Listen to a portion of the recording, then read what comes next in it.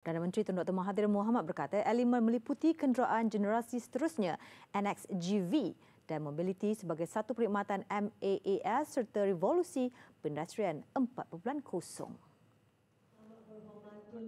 Tiga strategi turut diperkenalkan menerusi NAP 2020 merangkumi pembangunan rantaian nilai, pembangunan modal insan dan keselamatan alam sekitar dan kepenggunaan. Ujar Tun Dr. Mahathir, semua nilai itu selaras dengan trend teknologi terkini seiring kehendak pasaran dunia. Ini kerana elemen keselamatan kenderaan dan mobiliti pintar dan mesra alam paling menjadi tumpuan.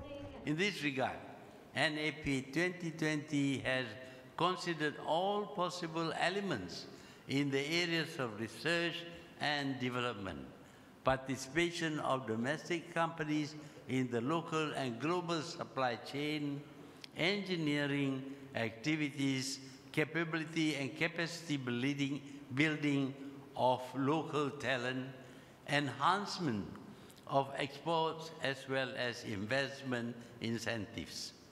Beliau berucap melancarkan NAP 2020 di Kementerian Perdagangan Antarabangsa dan Industri MITI di Ibu Negara. Hadir bersama Menteri MITI Datuk Darrell Lai King. Tambahnya, NAP 2020 satu dokumen komprehensif dan mengimbangkan pembangunan industri otomotif tempatan selain menggerakkan industri itu ke fasa seterusnya. Dasar baru itu ujarnya turut membuka ruang kepada kemungkinan tanpa had bidang kejuruteraan. Dasar yang menggariskan 3 teras hala tuju dan 3 strategi itu dilaksanakan bermula tahun 2020 hingga 2030. Dalam perkembangan sama, kerajaan mahu negara luar turut menggunakan kereta nasional ketiga. Justru kereta nasional baru itu perlu menepati piawaian antarabangsa. We already have produced a prototype, but not exhibited to the public. But we are working on controls now to make sure that our car becomes sensitive to its environment and reacts in order to help the driver not to make any mistake. We have the capacity, but we need investment.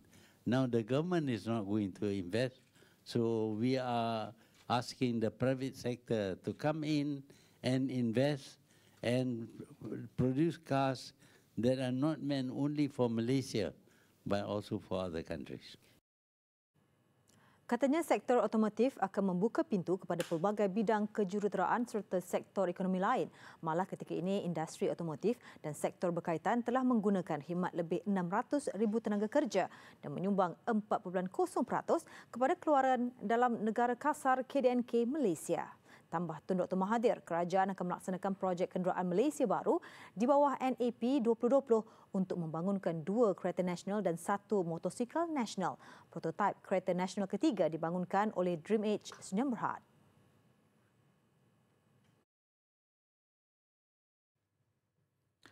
Kerajaan dalam perkara itu mengumumkan permit atau lesen import AP bagi kenderaan asing dikekalkan dalam Dasar Otomotif Negara 2020.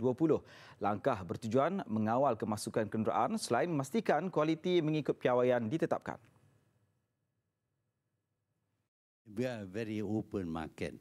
As you can see, in Malaysia you see all kinds of cars coming in.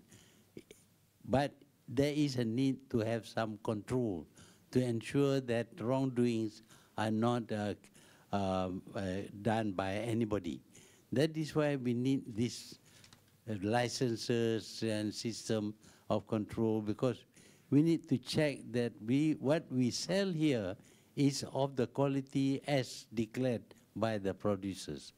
That is our way of protecting the public from being taken for a ride.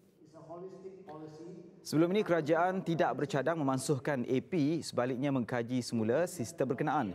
Ia bagi mengekang wujudnya pihak yang bertindak sebagai Alibaba menjualnya kepada pihak ketiga untuk meraih keuntungan.